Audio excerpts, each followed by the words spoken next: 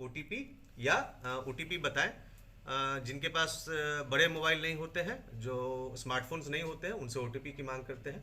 और जिनके पास स्मार्टफोन्स होते हैं उनसे एनीडेस्क तथा टीम व्यूअर ऐप के माध्यम से उसको। होशियार हो जाइए, सावधान हो जाइए। साइबर ठग कभी भी आपका बैंक खाता खाली कर सकते हैं। यानी मेहनत की गाढ़ी कमाई जो बैंक में जमा किए हैं कभी भी उड़ा सकते हैं। इसी तरह का बहुत बड़ी खबर गया से आ रही है, जहां की आशीष भारती जो एसपी हैं खुलासा किए हैं। ओटीपी या ओटीपी बताएं। जिनके पास बड़े मोबाइल नहीं होते हैं, जो स्मार्टफोन्स नहीं होते हैं, उनसे ओटीपी की मांग करते हैं। और जिनके पास स्मार्टफोन्स होते हैं उनसे एनीडेस्क तथा टीम व्यूअर ऐप के माध्यम से उसको उनके फ़ोन को हैक करके ये ओटीपी और अन्य जो सूचनाएं हैं वो प्राप्त कर लेते हैं। इसके बाद इनके द्वारा ये जो पैसा है, इसमें एक विशेष बात यह भी आई है कि इनके द्वारा जो पैसा है वो किसी अपने अकाउंट पे नहीं मंगवाया जाता है, बल्कि विभिन्न जो दुकानदार होते हैं सीएसपी के या फिर जो जहाँ पे पैसे जमा लिए जाते हैं उनसे उनके अकाउंट्स में ट्रांसफ़र करवा देते हैं और उनसे 1000 रुपये में 10 रुपये का कमीशन दे करके वो पैसे अपना उससे निकाल लेते हैं। अभी तक जो जानकारी प्राप्त हुई है कि इनके द्वारा बिहार झारखंड के अलग अलग क्षेत्रों में जैसे कि पलामू, हजारीबाग, चतरा, सारण, पटना इत्यादि वहाँ पे कई सारे व्यक्तियों से लगभग 1 करोड़ रुपए की ठगी इनके द्वारा किया गया है। और जब ठगी करने के बाद उस सिम को ये लोग फेंक देते थे और ताकि उनको ये पकड़ में नहीं आ पाए। इनके द्वारा यह भी बताया गया है कि ये अपने टीम के सदस्यों को भी ये काम जो भी डेटा देते थे तो उसके आधार पे 20% कमीशन पर उनको भी वो डेटा देते थे और जो भी वो ठगी करते थे उससे भी पैसे ये प्राप्त करते थे। अभी तक जो हम लोग को जानकारी प्राप्त हुई है कि इसमें जो टिंकू कुमार है वो अपने पत्नी के अकाउंट में पैसे ट्रांसफ़र कराता था, जिसकी अभी जांच हम लोग करवा रहे हैं।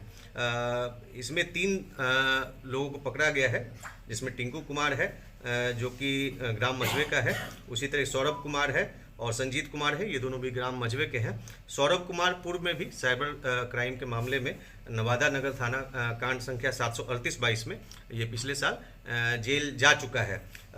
अभी जो इनके पास जो सिम बरामद हुआ है उससे यह भी पता चला है कि वो फर्जी आधार कार्ड के माध्यम से इनके द्वारा वो सिम बनाया गया था, निकाला गया था। तो इस प्रकार से एक बहुत बड़े साइबर गिरोह की, साइबर अपराध में शामिल गिरोह की का पर्दाफाश हुआ है। और इससे जो भी अनुसंधान में जो तथ्य आ रहे हैं उस पर अभी और हम लोग इन्वेस्टिगेशन कर रहे हैं। और इसमें हम लोगों ने जो ईओयू है, जो राज्य स्तरीय इकाई है, उसकी जो साइबर सेल की जो विंग है उससे भी हम लोगों ने संपर्क किया है। और इसकी सूचना हम लोग सभी जो संबंधित जिला है उससे के साथ भी शेयर करेंगे, ताकि ये जो संडे हो या मंडे एक सरहा फ़ोन आता है कि सर मैं बैंक मैनेजर बोल रहा हूँ, अकाउंट आपका एक्सपायर हो रही है, चालू रखना है या फ्रीज कर दें, कृपया ओपीटी बताएं। तो चाहे वो कार्यालय चल रही हो या बंद हो गई हो, इसका परवाह लोग नहीं करते हैं, धड़ल्ले से फ़ोन करते हैं कि आपका अकाउंट फ्रीज कर दें या चालू रखना है। अगर चालू रखना है तो ओपीटी बताएं। एक व्यक्ति का अभी तक क्रिमिनल हिस्ट्री हम लोग को पता चला है।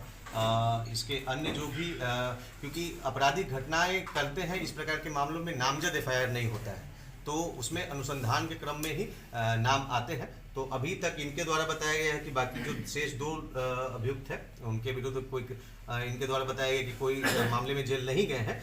लेकिन हम लोग को पलामू से एटलीस्ट ये कंफर्म हुआ है कि वहाँ पे के मामले में मतलब जो भी धोखाधड़ी की गई है उसमें इन लोग की संलिप्तता पाई गई। टिंकू कुमार। और ये कब गए सर?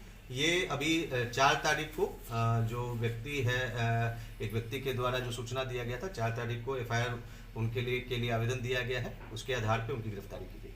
और कितने पढ़े लिखे हैं ये बच्चे? इसमें जो टिंकू कुमार है वो मैट्रिक फेल है और पूर्व में ये अन्य प्रकार के कई सारे कार्य करता था, लेकिन ये मैट्रिक फेल है।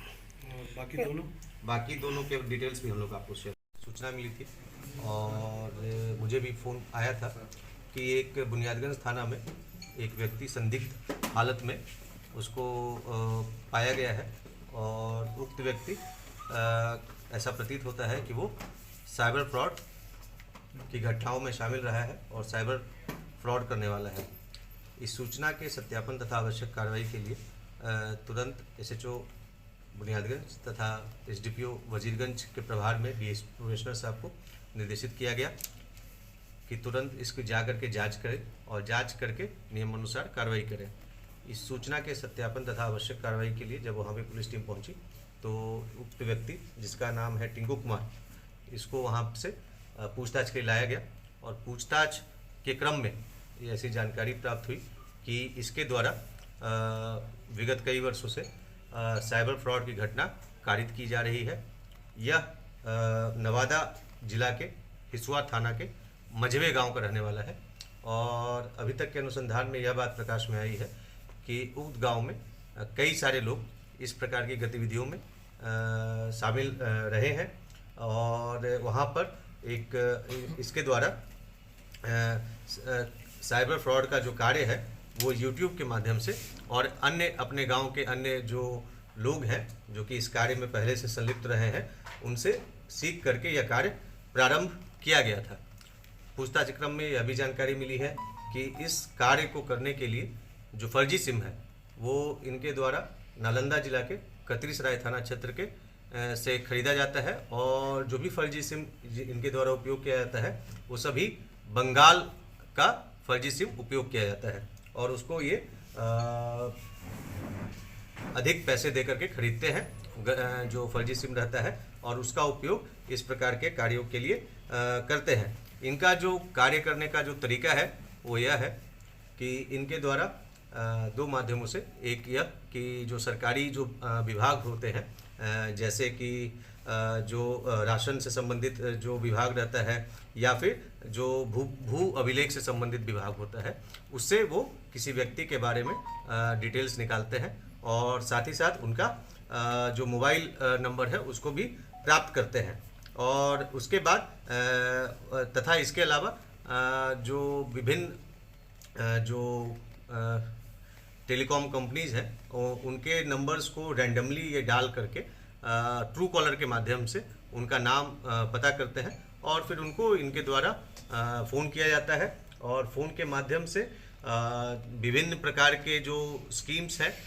उसमें इनके द्वारा बताया जाता है कि शायद इसमें आपका पैसा फंसा हुआ है तो उसके